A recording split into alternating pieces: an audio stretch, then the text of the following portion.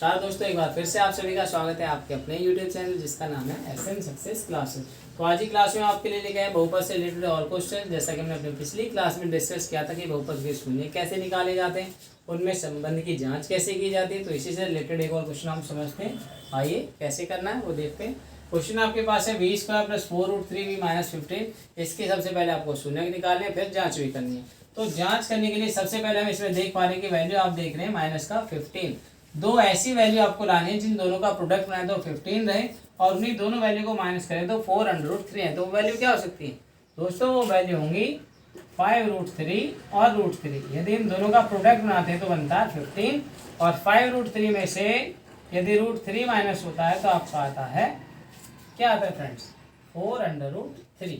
तो इस 4√3 की जगह पे हम अपने दोनों वैल्यू को क्रिएट कर देंगे। क्या बनेगा यहाँ पे? फैक्टराइजेशन कर देते हैं। तो वी स्क्वायर प्लस 4√3 लाने के लिए हमारी वैल्यू क्या आने वाली है? 5√3v माइनस इसमें से यदि हम √3v को माइनस कर देते हैं तो आपका 4√3 आता है। तो इसकी जगह हमने ये दोनों वैल्यू रख दिए, -15 = 0, क्योंकि हम इसमें शून्य निकाल रहे हैं। इसके आगे हमें क्या करना है कि दोनों में हमें देखना है कि क्या चीज़ हमारी सेम है। जो वैल्यू सेम होगी उसे कॉमन ले देते हैं। तो वी स्क्वायर प्लस 5√3v और v दोनों के पास v सेम आ रहा है तो क्या बचेगा? v plus 5√3। इसी तरह से यहाँ पे हम निकालेंगे माइनस का √3 कॉमन, तो इसमें भी क्या बचेगा फ्रेंड्स?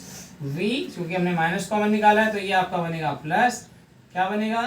5√3 और इक्वल में कर देंगे 0। एज इट इज दोनों ब्रैकेट में वैल्यू सेम है तो जो बाहर वाली वैल्यू इसे एक ब्रैकेट में ले लेते हैं। क्या बचा हुआ? v माइनस √3 ये एक ब्रैकेट में आ जाएगा और v प्लस 5√3 एक दूसरे ब्रैकेट में आ जाएगा। अब बारी बारी से हम दोनों के शून्य निकालेंगे, यानी v माइनस √3 बराबर यदि हम 0 करते हैं तो v का मान क्या होगा? ये माइनस की वैल्यू पक्षांतर की जाएगी तो प्लस का √3 हो जाएगा। इसी तरह से हम इसका सॉल्यूशन निकालेंगे तो v प्लस 5√3 को 0 से कंपेयर करेंगे शून्य निकालने के लिए, तो v बराबर माइनस का 5√3। यहाँ से आपको ये दो वैल्यू मिल चुकी हैं। अभी जैसा कि आप जानते हैं कि अल्फा और बीटा दोनों शून्यकों के मान होते हैं। अब इससे आगे निकालने के लिए हम शून्यकों का योग और शून्यकों का गुणनफल जांच में करेंगे।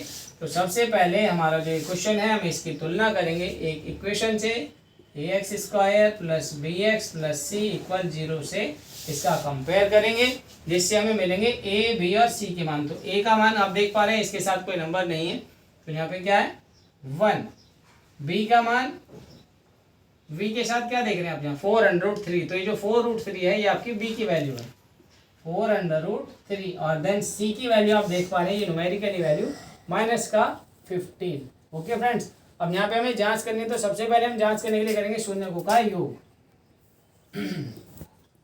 शून्यकों का योग, तो शून्यकों का योग आपका फॉर्मूला था -b/a। अभी आपके शून्य क्या थे? पहला शून्य क्या आपका? √3, योग करना है तो प्लस लाएंगे, और दूसरा शून्य क्या आपका? माइनस का 5√3 और इसकी वैल्यू है -b/a। फॉर्मूले में माइनस है, अभी b का मान हम यहाँ से उठा लेते हैं 4√3 और a का मान क्या है फ्रेंड्स? 1। देन आप देख पा रहे हैं √3 प्लस का है और 5√3 जो है ये माइनस का, तो इसे माइनस करेंगे तो क्या बचेगा? -4√3 = -4√3। तो यहाँ पे हमने एक जांच कर दिया। सेम इसी तरह से हम क्या निकालेंगे? गुणनफल। तो शून्यकों का जो गुणनफल होता है उसका मान होता है c/a। क्या होता है फ्रेंड्स? c/a।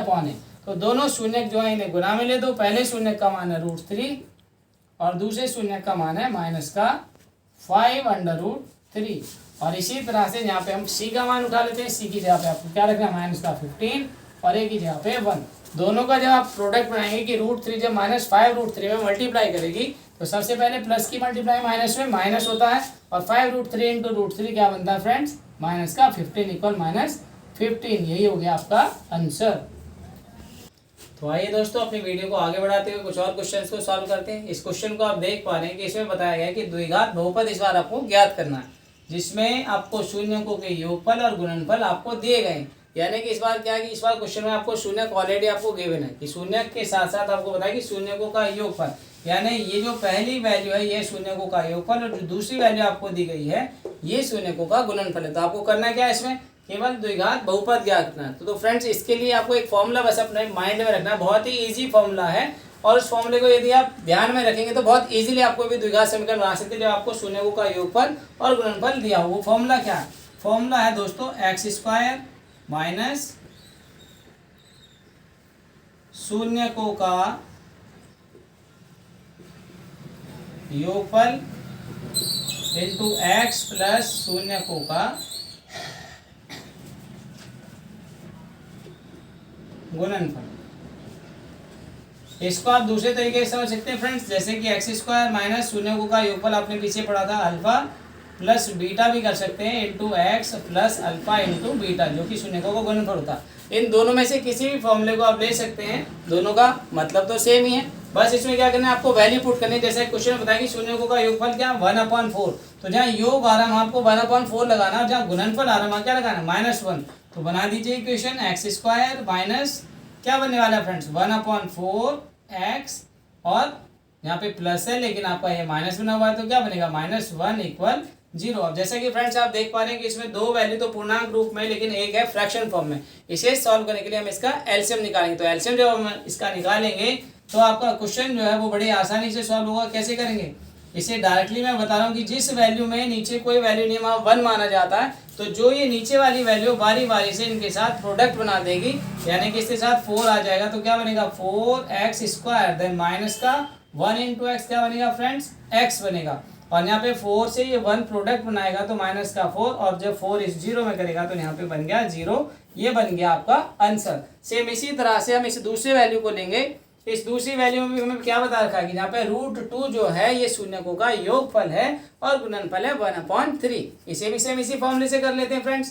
तो इसमें भी क्या करना है आपको, फॉर्मूला आपको सामने दिया हुआ है, मैं बार बार नहीं बता रहा हूँ, आप केवल इस फॉर्मूले को यहाँ से समझ लें और इसमें वैल्यू पुट कर दें, बस इससे ज़्यादा इसमें कुछ नहीं करना है, बहुत ही इजीली आप कर सकते हैं। तो क्या करना है, सबसे पहले x² आएगा माइनस क्या होगा, फॉर्मूला ही लिख देता हूँ, चलो मैं समझ लो आप, x² माइनस शून्यकों का योग यानी कि अल्फा प्लस बीटा, इसके साथ x plus alpha into beta, ये आपको बनाना है। तो इसमें वैल्यू पुट कर देंगे x² minus alpha plus beta के लिए क्या रखेंगे फ्रेंड्स √2, इसके साथ ही x आ गया प्लस अल्फा इंटू बीटा यानी क्या है आपका 1/3। अब फ्रेंड्स इसमें भी नीचे 3 आ गया, तो जैसा कि हमने लास्ट में किया था इस वाले क्वेश्चन में, इस 3 से ये जो ऊपर वाली दोनों वैल्यू है इनके साथ प्रोडक्ट बना देगी और 3 इसमें से गायब हो जाएगा। तो यहाँ पे क्या बनेगा =0 से हम इसकी सॉल्यूशन करेंगे, क्योंकि शून्य निकालने हैं, द्विघात बहुपद है तो बराबर में 0 रखेंगे। तो आपकी इक्वेशन क्या बनेगी, ये 3 जब इस x² में मल्टीप्लाई करेगा तो क्या बनेगा फ्रेंड्स 3x² माइनस 3√2, इसके साथ x और प्लस का 1, ये आ गया आपका आंसर। ओके फ्रेंड्स, तो ओके फ्रेंड्स एक और क्वेश्चन के माध्यम से हम इसे सॉल्व कर देते हैं कि द्विघात बहुपद आपको फिर से इसमें निकालना है। मैं पहले ही बता चुका हूँ कि इसमें शून्यकों का योगफल और गुणनफल आपको देंगे, ये मत सोचना कि ये शून्यक देंगे, यहाँ पे शून्यक नहीं है, केवल शून्यकों का योगफल और गुणनफल। ये पहला मान तो है शून्यकों का योगफल और दूसरा आपका गुणनफल। तो इक्वेशन में वही फॉर्मूले में वैल्यू पुट कर दो। क्या फॉर्मूला बताया था मैंने, x² minus alpha plus beta जो शून्यकों का योग था, इसके साथ x plus alpha into beta यानी शून्यकों का गुणनफल। तो केवल आपको वैल्यू इसमें लगानी है।